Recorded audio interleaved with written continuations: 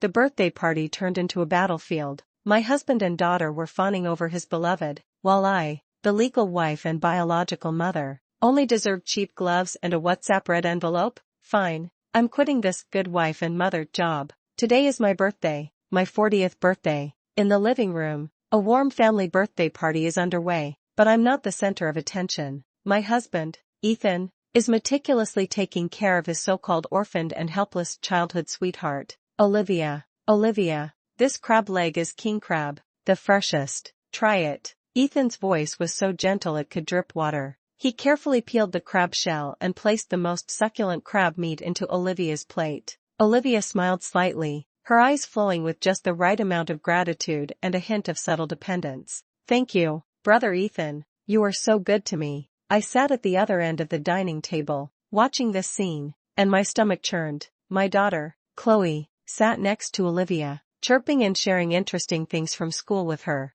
occasionally picking up a strawberry from a piece of cake and feeding it to Olivia, as intimate as if they were mother and daughter. Mom, look how amazing Aunt Olivia is. She said she can help me get an internship at Apex Corp. Chloe turned to look at me, her tone filled with boasting and contempt for her incompetent mother. Apex Corp, the company Ethan works for, and also the department where Olivia just parachuted in. I, the birthday star, felt like an outsider, completely isolated. The dishes on the table were exquisite, but tasted like wax. My chest felt like it was being crushed by a huge rock, making it hard to breathe. Is this the home I've built for 15 years? Is this the husband I've loved for 20 years and the daughter I've worked so hard to raise? Sophia, why aren't you eating? Ethan finally noticed me, his brow furrowed, his tone laced with a hint of impatience. It's your birthday today, cheer up. Happy? I looked at him, at the smiling woman across from him, at my daughter who always takes sides with outsiders.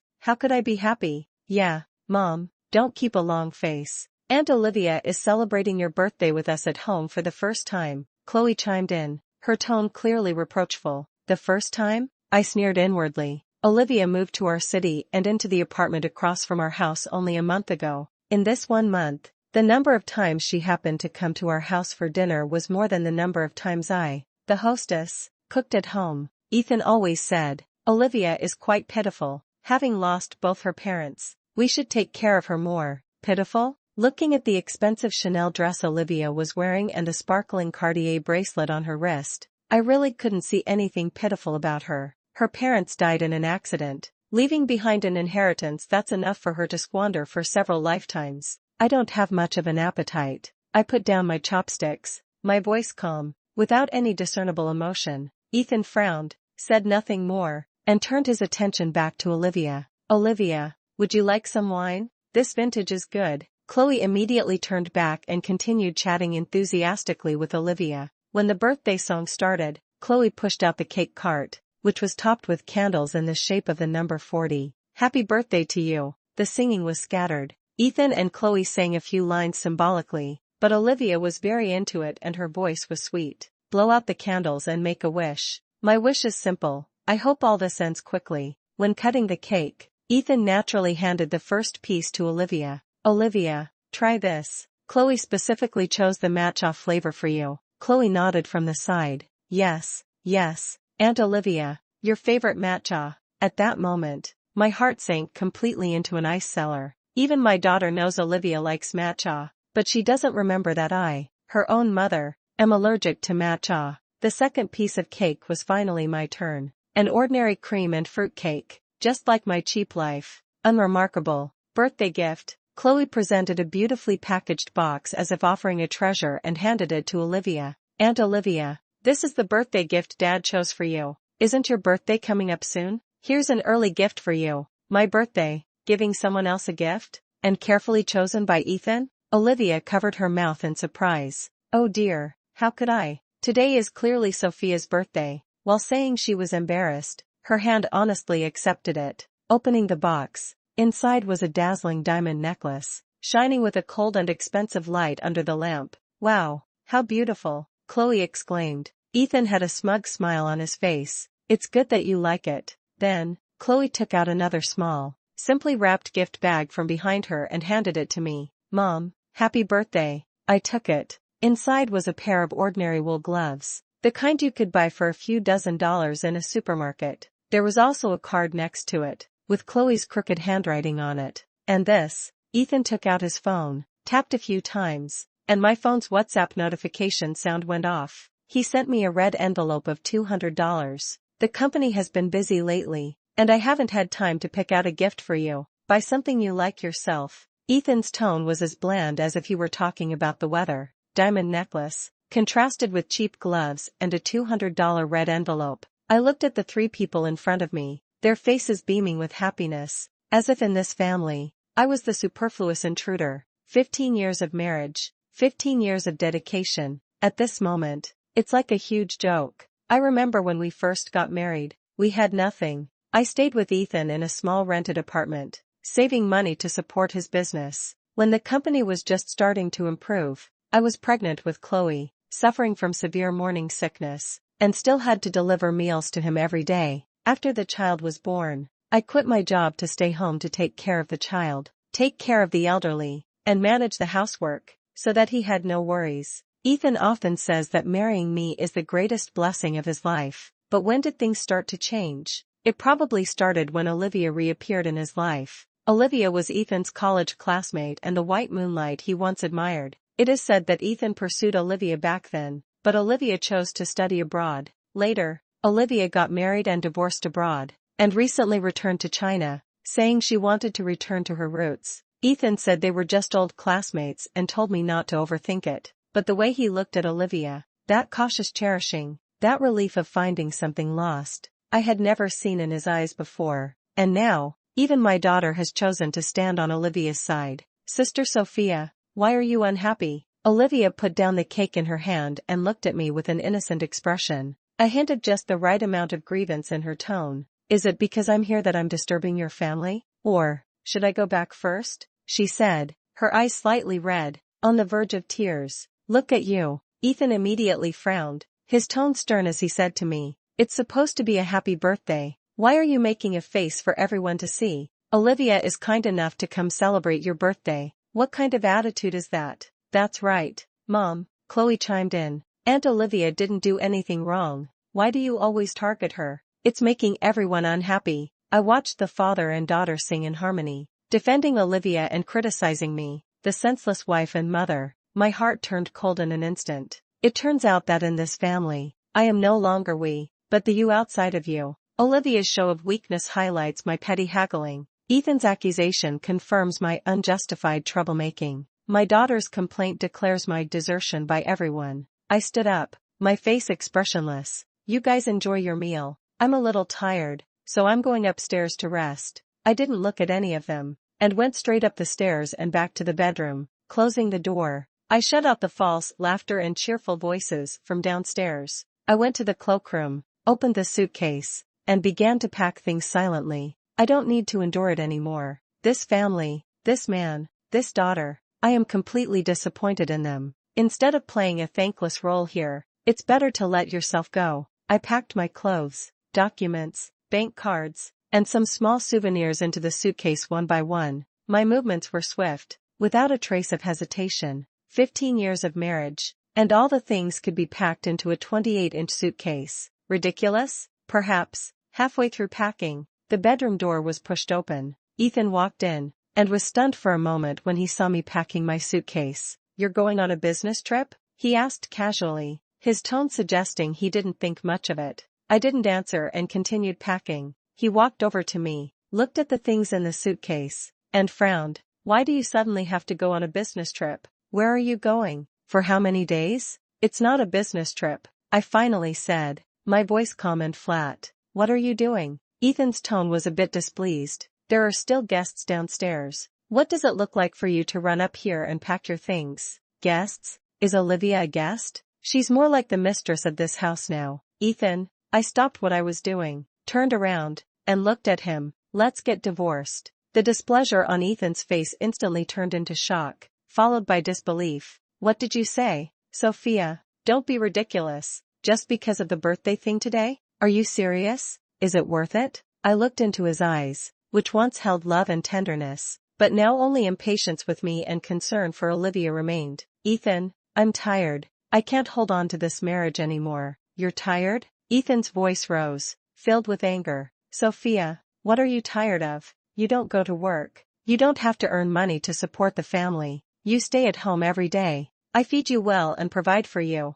What else are you dissatisfied with? Yes, in the eyes of outsiders, I am indeed very happy. I live in a big house, drive a nice car, my husband is successful, and my daughter is smart and lovely, but only I know the warmth and coldness within. Ethan, search your heart. Do you really still love me? Do you really still care about this family? I looked at him and asked, word by word. Ethan's eyes flickered, avoiding my gaze. What nonsense are you thinking again? How I treat you, don't you know? I know. I nodded. How you treat Olivia. I see it all. Olivia, she. Ethan seemed to want to explain, but didn't know where to start, and finally it turned into a sigh. It's not easy for her alone. It's only right that we take care of her. Can't you just stop targeting her and be a little more open-minded? It's that line again. Broad-minded? You want me to watch my husband be ambiguous with another woman, watch my daughter recognize a thief as her mother, and still have me pretend nothing happened and be grateful? Sorry, I can't do it.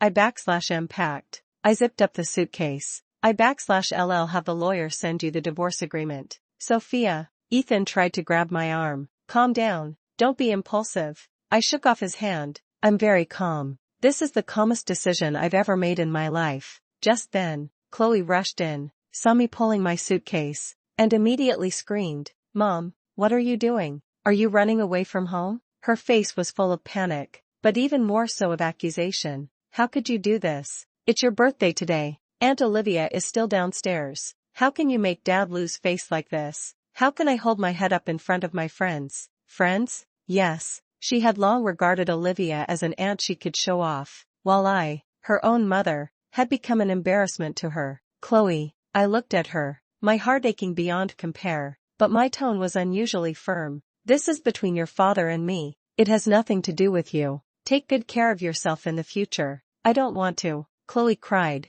Mom, don't go. What will I do without you? Aunt Olivia is right. You're just too willful. You're always like this. You don't care about anything when you're angry. Aunt Olivia is right? So, they had already defined me behind my back. I took a deep breath, suppressing the last bit of reluctance and pain in my heart. Ethan, step aside. Ethan wanted to say something, but seeing the resolute look in my eyes, he finally fell silent and stepped aside. I pulled my suitcase, not looking back, and walked down the stairs step by step. In the living room, Olivia saw me coming down with my suitcase, a flash of surprise crossing her face, but she quickly returned to her pitiful look, standing up timidly. Sophia, where are you going? I ignored her and walked straight to the door. Ethan followed, his voice with a hint of pleading. Sophia, don't go. Let's talk things through. Chloe also chased after me, crying, Mommy, come back. I opened the door and walked out without looking back, shutting the cries and pleas behind me, along with the 15 years of love, hate, and entanglement, all outside. The late-night streets were freezing, the wind biting at my face, yet I felt a sense of clarity I had never experienced before. I hailed a taxi and went straight to the airport. I bought a ticket for the earliest flight to New York. Sitting in the waiting hall, looking at the dark night sky outside the window, my heart was at peace. No anger, no sadness, only a relieved sense of lightness. The plane took off and soared into the clouds. I watched the city lights outside the porthole gradually shrink, knowing that my life would start anew from this moment. I slept soundly during the dozen or so hours of flight. No nightmares, no disturbances. Arriving in New York, breathing completely unfamiliar air, and looking at completely unfamiliar crowds, I felt an unprecedented sense of freedom. I found a comfortable hotel to stay in, and the first thing I did was change my SIM card. The old number, along with all the annoying people and things, was thrown into the trash. However, the trouble didn't end there. Not 2 days later, I received messages from Ethan and Chloe on my new WhatsApp. Obviously, they got my new number through some means. Ethan's message was filled with accusation and incomprehension. Sophia, what on earth are you doing? Is running away from home fun? Do you know how much impact this has had on our family? People at the company are talking about it. Come back to me immediately. Chloe's message was even more sarcastic. Mom, how can you be so selfish? Just leaving without a word. Leaving me alone. Now all my friends know you've run away from home. And they're all laughing at me. How am I supposed to face people in the future? Also, did you take all the money from home? Dad said the company is having financial difficulties recently. Looking at these messages, I just felt ridiculous. Even at this point, all they care about is their own face and interests. Not a single word is truly concerned about me. Immediately afterwards, a message came from an unfamiliar number. It was a red envelope. I opened it. It was from Olivia. The amount was not large, $88, but the accompanying message was extremely glaring. Sister Sophia,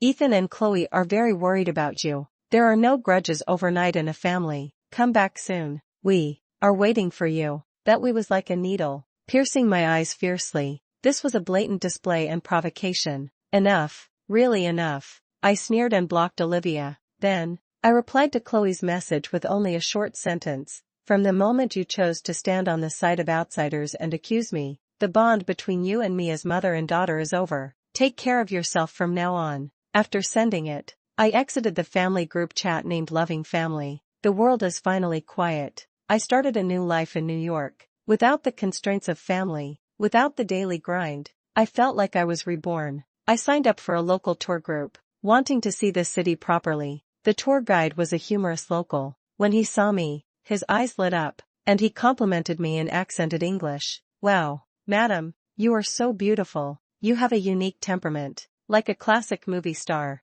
I was stunned for a moment. How long has it been since someone praised me like that? Over the years, I've been submerged in the mundane details of life and endless sacrifices, almost forgetting that I was once a woman with dreams and radiance. The tour guide's praise was like a pebble thrown into the long-dormant lake of my heart, stirring up ripples. I began to examine myself in the mirror. There were fine lines at the corners of my eyes, and my figure was not as toned as it was in my youth, but between my brows, there was a calmness and composure that came with age, and a glimmer that had not been completely extinguished. Yes, I'm not old yet. My life has just begun. After the trip, the first thing I did was go to Fifth Avenue and buy myself some new clothes. I threw away those loose cotton clothes I bought for doing housework and replaced them with well-tailored, high-quality dresses and suits. I got a new hairstyle and put on delicate makeup. When I looked at the completely new me in the mirror, a long-lost confidence returned to me. I am no longer Sophia, the woman who revolves around her husband and children.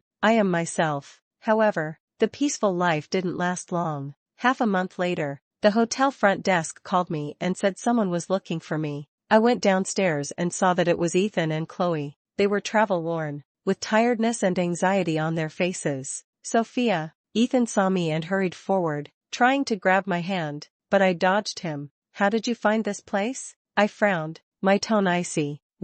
A trace of embarrassment flashed across Ethan's face. We asked your best friend Emily, and she told us. Emily? My heart sank. It seems I underestimated Ethan's methods. Mom, Chloe rushed over, trying to hug me, but I pushed her away. She wailed, Mom, come home with us. I was wrong. I shouldn't have said those things. Please don't abandon me. Looking at her crying face, I wasn't unmoved, but I felt more disappointment. If I hadn't been determined to leave, would she have realized her mistake? Go home? I sneered. Go back to which home? The one that's already been taken over by someone else? Ethan's face turned ugly. Sophia, don't say that. Olivia, she's just staying temporarily. Come back with me first, and we can talk things over properly at home. There's nothing more to say. Ethan, I looked at him. I've decided to get a divorce. The divorce agreement. My lawyer should have already sent it to you. I won't sign it. Ethan became agitated.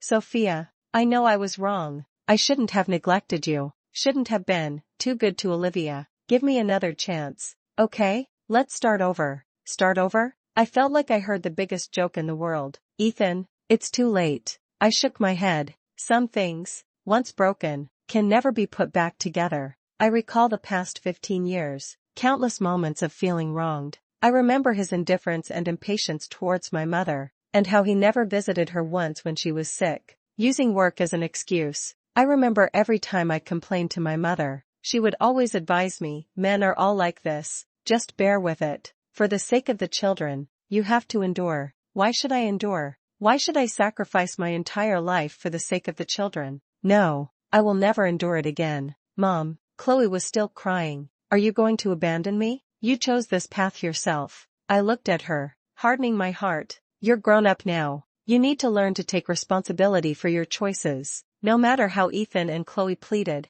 my attitude remained firm. In the end, they could only leave in disappointment. Watching their departing figures, I did not waver in the slightest. To completely get rid of them, I decided to move out of the hotel and rent my own apartment in New York. I took a fancy to a small apartment on the Upper East Side of Manhattan. It wasn't large, but it was sunny and had a wide view. I decorated my new home myself, buying my favorite furniture and arranging fresh flowers. Every morning, I would drink a cup of coffee in the sun-filled living room, read a book, or just daydream. In the evening, I would go to a nearby theater to see a performance, or take a walk in Central Park. Living alone was peaceful and comfortable. Ethan didn't give up. Every few days, he would appear downstairs at my apartment building, bringing some daily necessities or the cakes I used to like. I didn't accept anything even once. I had the security guard return everything he sent back. My heart was already broken, and it would no longer be moved by such cheap attentiveness.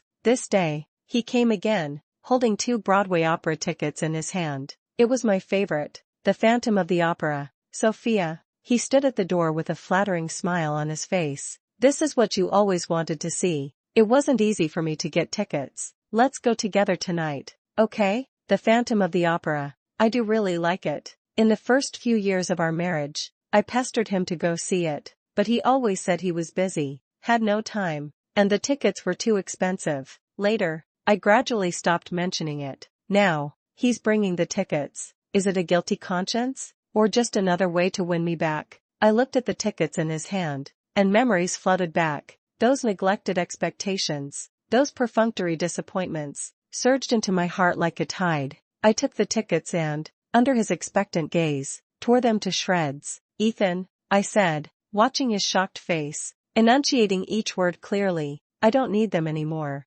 His face turned pale instantly, his lips moved, but he couldn't utter a single word. I closed the door, completely shutting him and his belated deep affection out. A few days later, I received a call from Ethan's mother, who is also my ex-mother-in-law, Margaret. On the other end of the phone, Margaret's tone was full of helplessness and exhaustion. Sophia, Mom knows you've been wronged. Margaret sighed. That Olivia is really a troublemaker. Ever since you left, there hasn't been a moment of peace at home. Today she complains that the nanny/s cooking doesn't suit her taste, and tomorrow she says Chloe is disturbing her rest. Ethan is also completely infatuated with her and listens to everything she says. I listened quietly without interrupting. That child, Ethan, was just confused for a moment. Margaret continued, you are the true mistress of this house. Come back. Mom will stand up for you. With me here, that woman won't be able to turn things around. I felt a little touched. Margaret had always been good to me, but there's no going back. Mom, I said softly, I've decided to divorce Ethan. Sigh. Margaret sighed deeply. Maybe it's for the best. This is good too. You are a good child. You shouldn't have to suffer this. It's good to be divorced. Live well for yourself in the future. With my ex-mother-in-law's understanding and blessing, the last bit of burden in my heart disappeared. The lease in New York was about to expire soon. I didn't renew it and decided to continue my journey. Next stop, Boston. On the morning I left New York, Ethan showed up again downstairs at my apartment building, carrying breakfast in his hand. It was a sandwich and coffee from my favorite shop. Sophia, are you leaving? His voice had a subtle tremor, and his eyes were red-rimmed. I nodded, not saying anything. Can't you give me one more chance? He looked at me, his voice choked with sobs. I know I was wrong. I'm sorry. I shouldn't have let Olivia move in. I shouldn't have ignored your feelings. He seemed to remember something, and a look of pain appeared on his face. Actually, towards Olivia, it's more of guilt. Back then, when something happened to her family, I couldn't help, and I've always felt like I owed her. This time she came back, I just wanted to compensate her a little more. So, you compensated her by hurting me? I interrupted him, my tone calm. That's not what I meant. Ethan hurriedly defended himself. I admit I care about her. I feel guilty, but I have never betrayed you and this family. I swear to God. Tears streamed down his face. A man in his 40s was crying in front of me like a child. If it were before, I might have softened, but now, my heart is already numb. Guilt? Compensation? These cannot be his reasons for hurting me. Ethan, I looked at him one last time. It's all over. I wish you happiness. I pulled my suitcase and walked past him without looking back. Behind me, I heard his suppressed sobs, but my steps did not falter in the slightest. After arriving in Boston, I contacted my best friend Emily. We met at a restaurant overlooking the Charles River. Darling,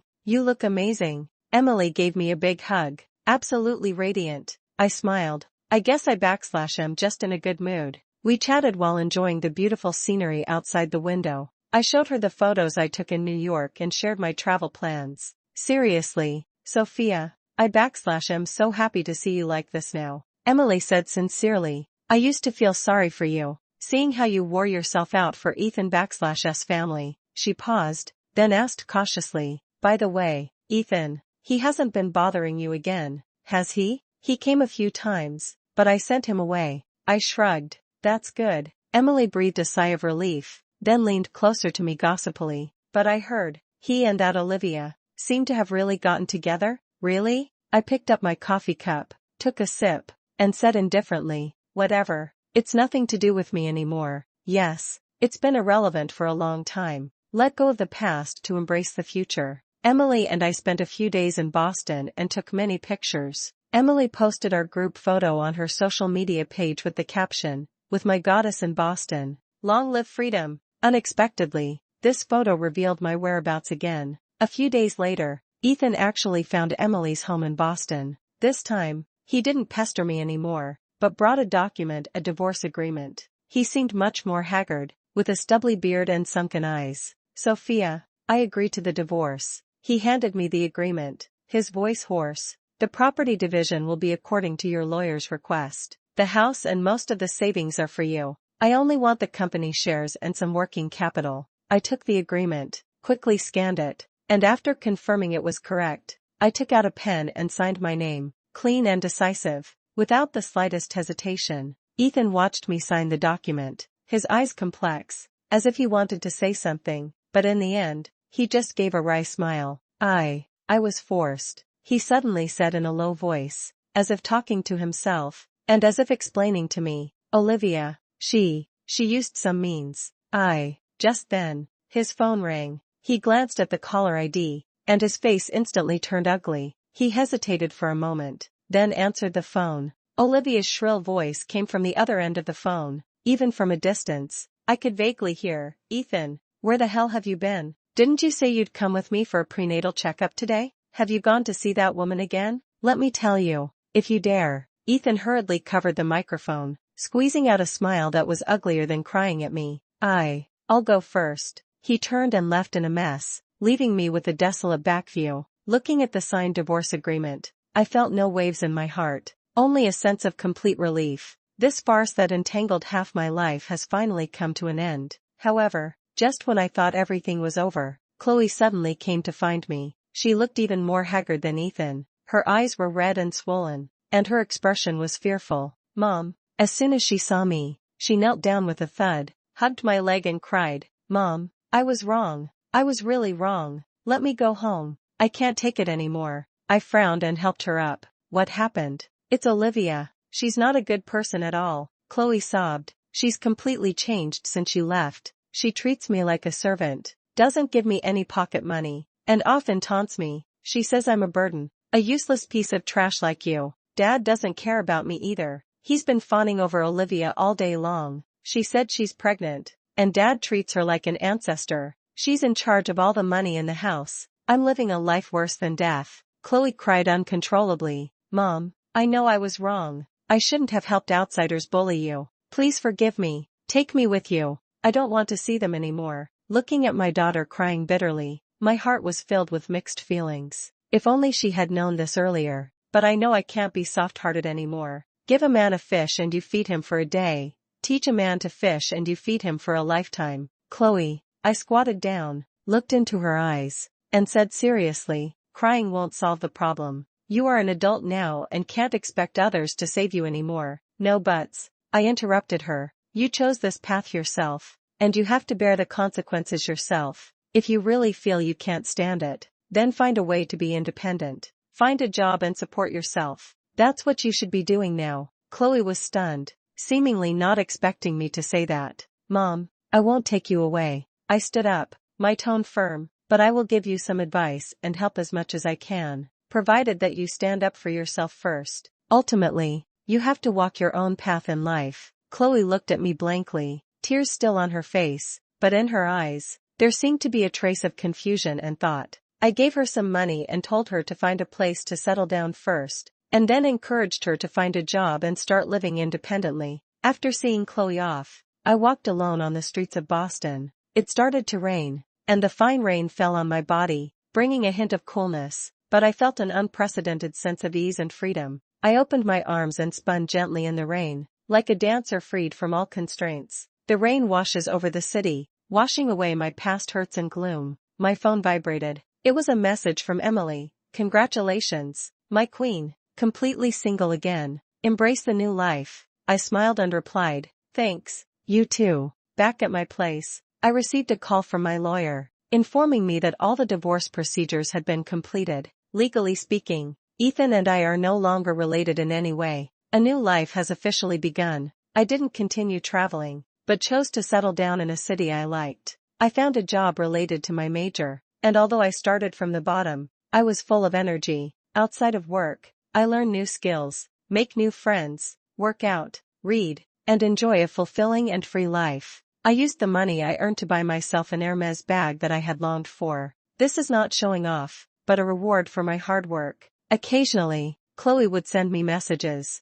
telling me about Ethan and Olivia's recent situation. It is said that after Olivia's child was born, he was diagnosed with congenital heart disease and needed a large sum of money for treatment. Ethan's company was in poor operating condition due to the previous turmoil, and the capital chain was broken, on the verge of bankruptcy. The two quarreled endlessly about money all day long, and the family was in chaos. Ethan was overwhelmed and looked much older. Olivia was also no longer as glamorous as she used to be, and became haggard and mean. Hearing this news, my heart was calm. Their lives have nothing to do with me. I am no longer the Sophia who would be affected by their joys, sorrows, and emotions. In the evening, I changed into my sportswear and prepared to go to the community square to join the Aunties Square dancing team. Yes, I'm now hooked on this simple and joyful exercise. Looking at myself in the mirror, with rosy complexion and peaceful eyes, I know that I have completely emerged from the shadows of the past and ushered in a brand new, free and peaceful old age life that belongs to me. Although I'm only in my early 40s, my mentality has entered the retirement mode in advance, leisurely and content. As for those who have hurt me, let them struggle slowly in the quagmire of their own choosing. From now on, my life will only be filled with sunshine and flowers.